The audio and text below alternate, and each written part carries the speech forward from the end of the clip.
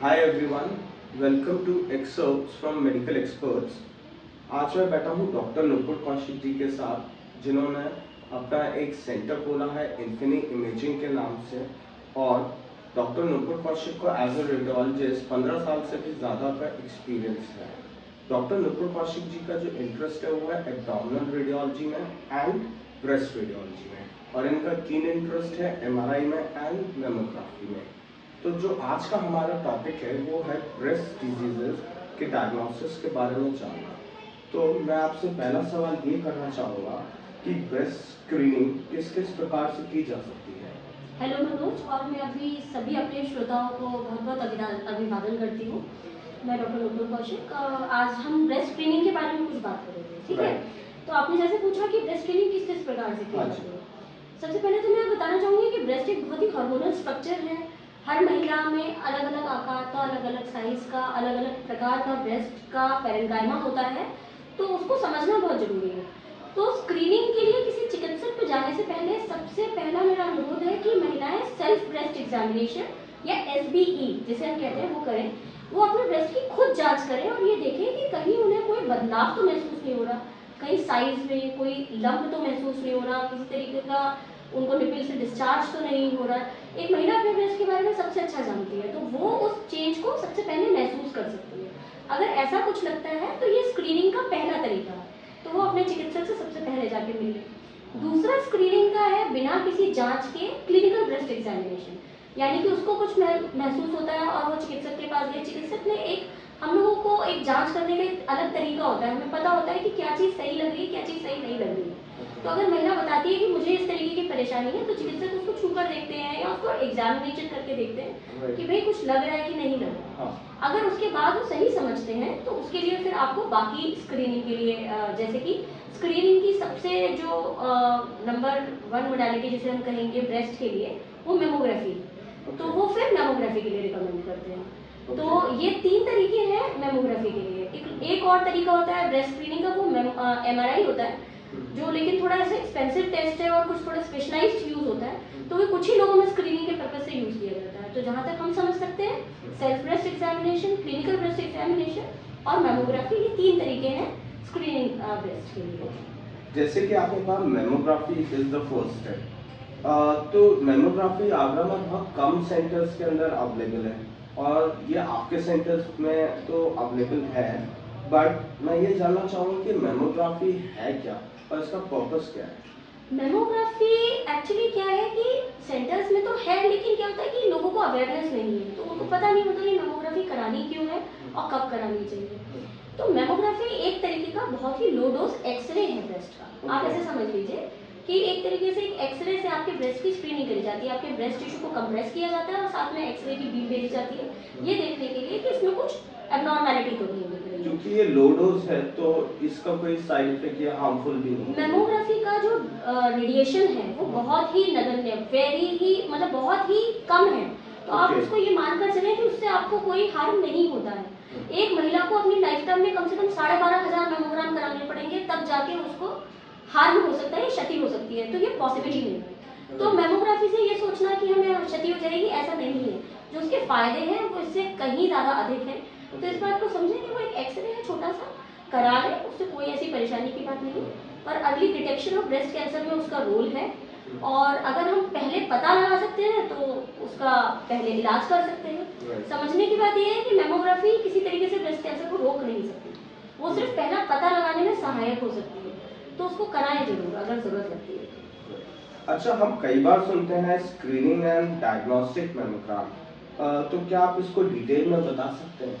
देखिए, screening mammogram है जबकि हमें कोई परेशानी नहीं है, ठीक है, लेकिन हमारी उम्र है या फिर हमें कुछ डर है कि हमारे घर में हमारे किसी रिलेटिव को कैंसर हुआ था, तो हम अपना ब्रेस्ट को खुद दिखवाना चाहते हैं कि कहीं कोई दिक्कत तो नहीं है। मैं आपको बता दूं कि भारत में भी ब्रेस्ट कैंसर की बहुत ज़्यादा समस्या उत्पन्न हो चुकी है, और अर्बन इंडिया या शहरी जिसे हम भारत कहेंगे, वहाँ पर ब्रेस्ट कैंसर सबसे कॉमन कैंसर है, जबकि रूरल में आफ्टर सर्वाइकल कैंसर जैसे सेकेंड मोस्ट कॉमन कैंसर है ना। तो अब क्या है कि स्क्रीनिंग होती है कि हमें किसी भी तरीके की कोई समस्या नहीं है, लेकिन हम अपने ब्रेस्ट की जांच कराना चाहते हैं। मान लीजिए कि अंदर कुछ गांठ है या कैंसर है, लेकिन वो आपको पता नहीं चल रहा है, वो आप पता लगाना चाहते हैं कि हमें कुछ हो तो नहीं रहा है, उस केस में जो मेमोग्राम कराया जाता है उसे स्क्रीनिंग मेमोग्राम कहते हैं।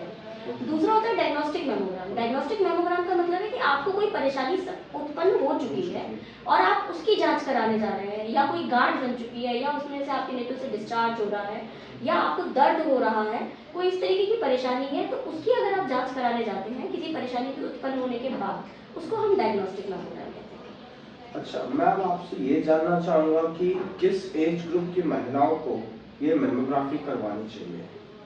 स्क्रीनिंग मेमोग्राफी की जो उम्र है वो जनरली ये देखा गया है कि देर मतलब 40s और 50s के बाद होती है जनरली ब्रेस्ट कैंसर का जो प्रेवलेंस है। लेकिन ऐसा नहीं है कि यंग महिलाओं में ऐसा नहीं होगा, ऐसा नहीं है। लेकिन फिर भी स्क्रीनिंग मेमोग्राफी 40 साल की उम्र से शुरू करी जा सकती है। 40 साल की महिलाएं हर साल या 2 साल में अपना मेमोग्राम करा सकती हैं अगर चाहे तो। 45 से 55 साल की उम्र की महिलाओं को हर साल मेमोग्राफी, एनुअल मेमोग्राफी जैसे हम कहते हैं, वो करानी है जरूर। फिर 55 साल के बाद आप जरूरत पड़े तो एक कराएं साल में, या 2 साल में एक कराएं, जैसा आपके चिकित्सक सलाह दें या जैसा आपको सही लगे वैसा आप कर सकते हैं। तो ये तो मेमोग्राफी का हुआ। लेकिन अगर मान लीजिए कि आपको पहले ब्रेस्ट में कैंसर रह चुका है, या आपको किसी तरीके का रेडिएशन एक्सपोजर हुआ है, रेडिएशन थेरेपी हुई है आपकी, और इसके अलावा आपके किसी फर्स्ट डिग्री रिलेटिव जैसे आपकी नानी हुई, माँ हुई, मौसी हुई या सिस्टर हुई, इनमें किसी को ब्रेस्ट कैंसर है, तो ये महिलाएं जो है 30 साल की उम्र से अपना एनुअल मेमोग्राम इनका शुरू हो जाना चाहिए। ठीक है ना। जनरल पॉपुलेशन के लिए इट इज 40 एंड 45। 40 के बाद भी आप करा सकते हैं। 40 साल से पहले की उम्र में नॉर्मल महिलाओं में स्क्रीनिंग मेमोग्राफी का कोई रोल नहीं है। मेमोग्राफी के अलावा अल्ट्रासाउंड जो होता है उससे भी ब्रेस्ट की जांच होती है, तो क्या आप बता सकते हैं कि ब्रेस्ट अल्ट्रासाउंड क्या होता है? ब्रेस्ट अल्ट्रासाउंड एक बहुत ही अच्छी मतलब तकनीक है, जैसे हम क्या कहें कि ना तो कोई रेडिएशन है, ना कोई दर्द है, ना कुछ है।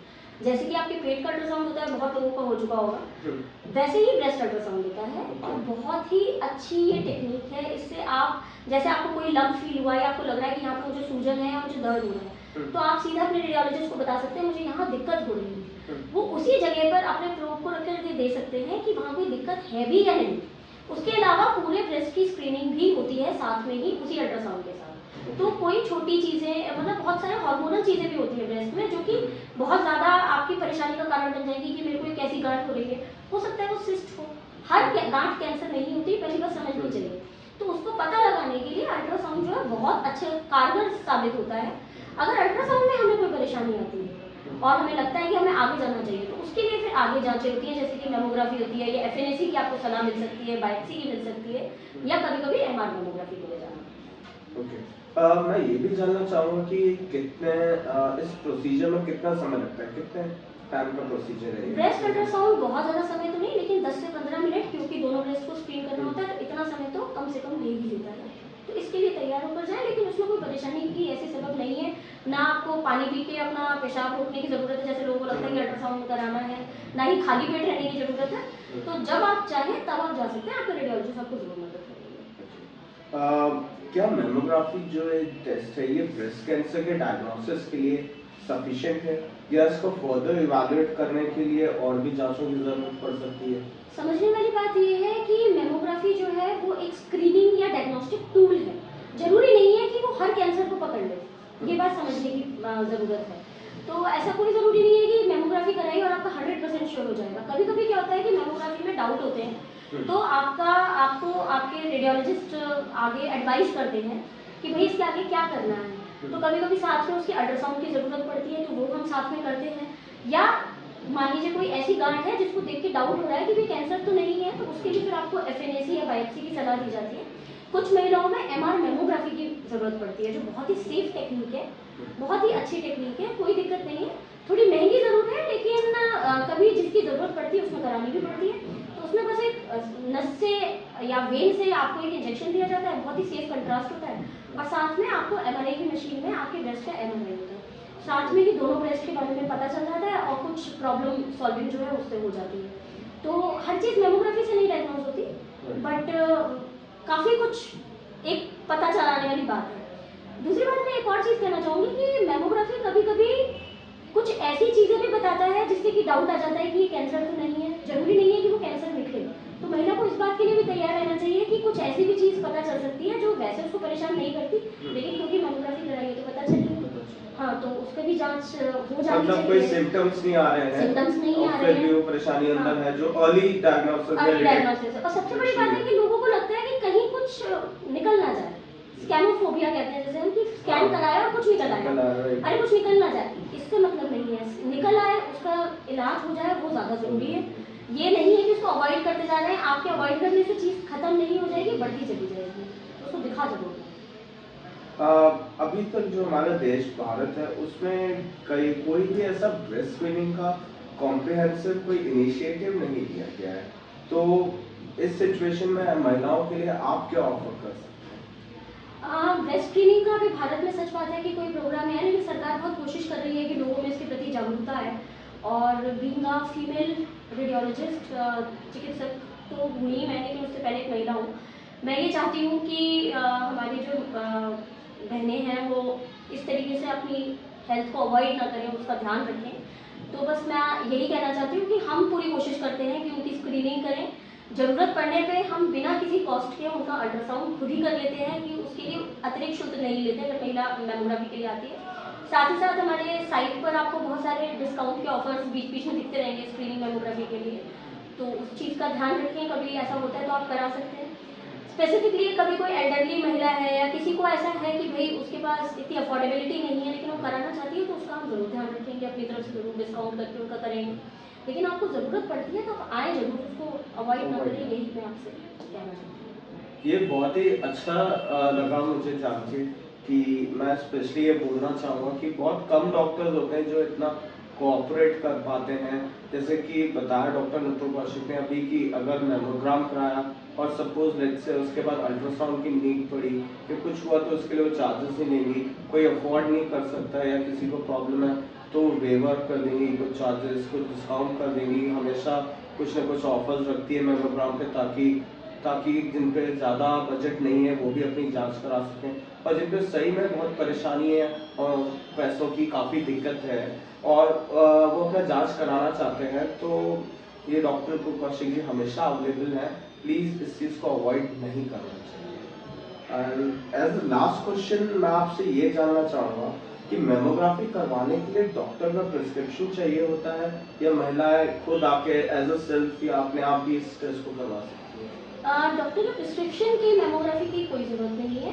40 साल के बाद जो महिलाएं आती हैं, मोटी मोटी सी बात समझ लेते हैं, 40 साल से नीचे की महिलाओं में अगर कोई दिक्कत आती है तो हम सबसे पहले अल्ट्रासाउंड करते हैं। 40 साल के बाद कोई आता है तो हम समझते हैं कि पेशेंट को परेशानी क्या है, अगर कोई दिक्कत नहीं है तो सबसे पहले हम मेमोग्राफी करेंगे 40 ईयर्स प्लस की महिला, ठीक है। उसके साथ ज़रूरत पड़ेगी तो जैसा कि मैंने बताया, हम अल्ट्रासाउंड खुद ही करके देख लेते हैं कि अगर ज़रूरत है तो उसके साथ ही कर लेते हैं, और प्रिस्क्रिप्शन की उसके लिए ज़रूरत नहीं है। अगर आप स्क्रीनिंग के लिए आना चाहती हैं तो हमारे पास खुद है, क्लिनिकल एग्जामिनेशन भी हम कर लेते हैं साथ में कि कुछ लग तो नहीं रहा है, उसके बाद हम मेमोग्राफी कर सकते हैं, उसके लिए डॉक्टर प्रिस्क्रिप्शन की ज़रूरत नहीं है। बस एक ही बात का ध्यान रखें कि प्रिवेंशन इज क्योर, सावधानी ही बचाव है, तो अपने आप को हमेशा बचाकर ही रखें, इस बात के लिए तैयार रहें कि कोई परेशानी आएगी तो हम उसको सॉल्व कर लेंगे, किसी चीज़ को टालने से वो नहीं टल जाएगी, ये बात समझ लेंगे। जय हिंद।